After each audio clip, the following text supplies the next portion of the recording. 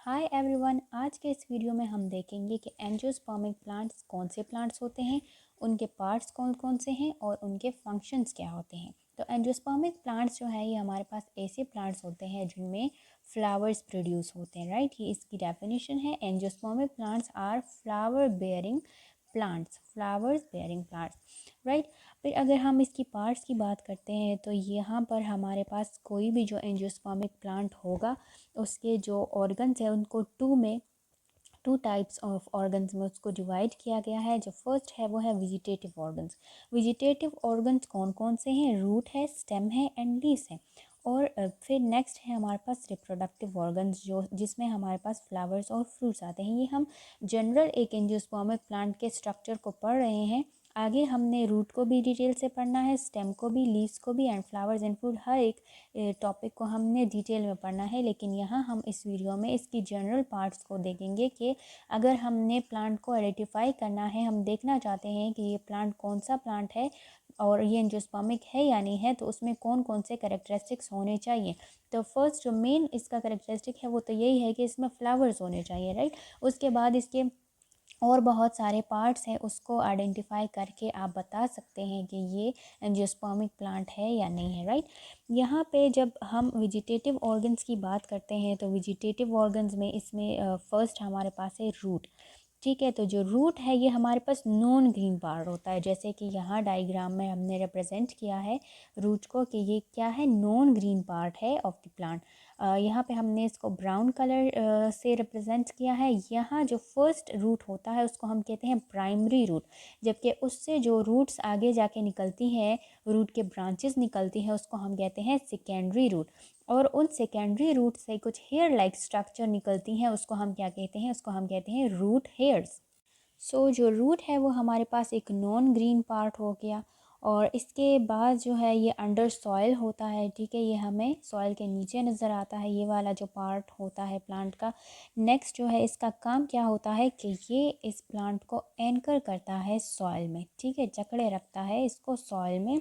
और इसके अलावा एब्जॉर्ब करता है मिनरल्स को और वाटर मॉलिक्यूल्स को। लाइक यहाँ इस सॉइल में बहुत सारे मिनरल्स मौजूद होंगे, बहुत सारे वाटर मॉलिक्यूल्स मौजूद होंगे, तो उसको ये रूट हेयर क्या करेंगे, एब्जॉर्ब करेंगे और प्लांट के आगे जाके फूड की प्रोडक्शन में या मैन्युफैक्चरिंग में इसी न्यूट्रिएंट्स को या जो मिनरल्स हैं या जो वाटर के मॉलिक्यूल्स हैं, इसी को इसने यूटिलाइज़ करना है। फिर ये एज ए स्टोरेज ऑर्गन भी काम कर सकता है, जैसे कि रेडिश के केस में वो क्या करता है, फूड को स्टोर करता है, ठीक है। फिर नेक्स्ट पार्ट या ऑर्गन जो है दैट इज़ स्टेम। तो स्टेम जो है ये हमारे पास aerial axis of the plant होता है या एरियल पार्ट होता है। लाइक जो रूट्स थे वो तो अंडर सॉइल थे, लेकिन अगर हम स्टेम की बात करते हैं तो ये सॉइल के नीचे नहीं होता, बल्कि ये एरियल पार्ट होता है किसी भी प्लांट का, ठीक है। और फिर जो है ये एलोंगेट होता है with the help of terminal bud. यहाँ पे हमने शो किया है टर्मिनल बर्ड को, इन लीव्स के बीच में एक बर्ड निकला है और बिल्कुल क्योंकि ये एपेक्स पे है तो इसको हम टर्मिनल बर्ड कहते हैं। और इसका काम क्या है कि ये इस ब्रांच को लेंथ में मज़ीद इंक्रीज़ करने में हेल्प करेगा, ठीक है, ओके। फिर इसका नेक्स्ट फंक्शन जो इस स्टेम का है वो ये है कि यहाँ पे जो रूट हेयर्स हैं उसने जिन मिनरल्स को, वाटर मॉलिक्यूल्स को एब्जॉर्ब किया है, उसी को स्टेम आगे जाके कंडक्ट करेगा और लेके जाएगा different parts of the plants तक, ठीक है। तो conduct the absorb material from the root to the other parts of the plants. और इसके अलावा ये बेयर करता है लीव्स को, यानी स्टेम पे हमें लीव्स भी नज़र आती है, इससे बहुत सारी ब्रांचेस भी निकलती हैं और इसमें हमें फूल भी दिखने को मिलते हैं। फिर हम लीव्स पे आ जाते हैं कि लीव जो है ये हमारे पास green part of the plant है और जहाँ से, जिस एरिया से लीव्स निकलते हैं उसको हम कहते हैं नोड। और दो सक्सेसिव नोड के बीच का जो एरिया होता है उसको हम इंटर नोड कहते हैं। लाइक अगर ये नोड है, यहाँ से लीव्स निकले हैं, फिर ये नोड है, यहाँ से लीव्स निकले हैं, तो इनके बीच में जो एरिया होगा वो क्या होगा, वो इंटर नोड होगा। और जो लीफ होता है और जो ब्रांच होती है या जो स्टेम होती है उसके बीच के एरिया को हम एक्सिल कहते हैं। और वहाँ अगर कोई बर्ड अराइज हुआ है तो उसको हम एक्सिलरी बर्ड कहते हैं। इसके अलावा जो लीफ होता है उसके स्टॉक को हम पैचियोल कहते हैं। लीफ के स्ट्रक्चर को थोड़ा सा हम देख लेते हैं। तो लीफ जो होता है उसके जो ये वाले एरियाज़ होते हैं इसको हम मार्जिन ऑफ द लीफ कहते हैं। जो बीच का एरिया होता है उसको हम लैमिना कहते हैं।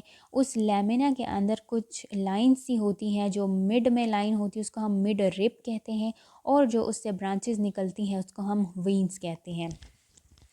यहाँ पे ये फ्लावर है, और फ्लावर के जो स्टॉक होती है उसको हम पेरंकल कहते हैं, और इसमें हमने शो किया है कि ये फ्लावर अभी ओपन नहीं हुआ है, ये बर्ड कंडीशन में है। ये हमारे पास क्या है, फ्लावर बर्ड है।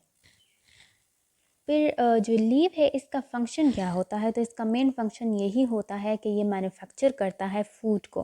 किस चीज़ से ये मैन्युफैक्चर करेगा, जो रूट्स ने मिनरल्स को एब्जॉर्ब किया था, वाटर को एब्जॉर्ब किया था, उसी को यूटिलाइज करके इस लीव में सनलाइट के हेल्प से क्या होगा, फूड की मैन्युफैक्चरिंग होगी। फिर नेक्स्ट हम देखते हैं रिप्रोडक्टिव ऑर्गन्स में। जैसे कि हमने कहा कि रिप्रोडक्टिव ऑर्गन्स में हमारे पास फ्लावर आ जाता है और फ्रूट आ जाता है। तो फ्लावर के स्ट्रक्चर को थोड़ा सा देख लेते हैं, एक ओवरव्यू कर लेते हैं। आगे जाके हमने डिटेल में हर एक पार्ट को पढ़ना है, लेकिन यहाँ पे देखते हैं तो ये जो हमारे पास फ्लावर जो भी फ्लावर होगा उसका जो कलर्ड पार्ट होता है उसको हम क्या कहते हैं, वो हमारे पास पेटल्स कहलाते हैं, या कोरोला भी हम उसको कहते हैं। जबकि उस कलर्ड पार्ट के नीचे, ये जो कलर्ड लीव्स हैं उसके नीचे ग्रीन ग्रीन कलर के कुछ लीव्स प्रेजेंट होते हैं, इसको हम सेपल्स कहते हैं या कैलिक्स कहते हैं। ठीक है, यहाँ पे ये जो दो है ये नॉन रिप्रोडक्टिव पार्ट्स है, ये जो सेपल्स हैं और पेटल्स हैं ये नॉन रिप्रोडक्टिव पार्ट्स है। फ्लावर का जो रिप्रोडक्टिव पार्ट होता है वो मेनली क्या होता है, वो ये कार्पल और स्टेमन होता है।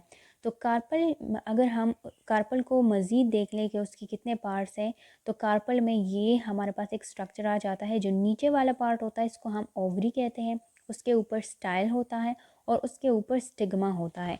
जबकि ये जो ये जो कार्पल है that is a female reproductive part, जबकि जो स्टेमन है that is a male reproductive part. और जो मेल रिप्रोडक्टिव पार्ट है इसमें हमारे पास एक एंथर होता है, ये ऊपर वाले पोर्शन को हम एंथर कहते हैं, और जो इसके नीचे स्टॉक लाइक स्ट्रक्चर होती है इसको हम फिलामेंट कहते हैं। सो ये इसके रिप्रोडक्टिव पार्ट्स हो गए। और जहाँ पे ये प्रेजेंट होता है उसको हम क्या कहते हैं, ये सब पूरा जो फ्लावर है इसके नीचे जो एरिया होता है उसको हम कहते हैं रिसेप्टिकल। और यहाँ पे कुछ इस फिलामेंट्स के ये जो मेल रिप्रोडक्टिव पार्ट्स हैं, जो एंथर है या जो स्टेमन्स हैं, इनके फिलामेंट्स के कुछ स्कार्स हैं, इसको हम कहते हैं फिलामेंट स्कार्स। फिर हम बात करते हैं कि जो फ्रूट होता है वो कहाँ से बनता है। तो फ्रूट बेसिकली हमारे पास ओवरी से ही बनता है। ये क्या है, ये हमारे पास कार्पल है जिसमें ये ओवरी है, ये स्टाइल है और ये स्टिग्मा है। इस ओवरी के अंदर ओव्यूल्स मौजूद होते हैं जिससे आगे जाके सीड्स बनते हैं, और इस ओवरी से क्या बनता है, इससे बनता है हमारे पास fruit. So this was all about today's lecture. Thank you.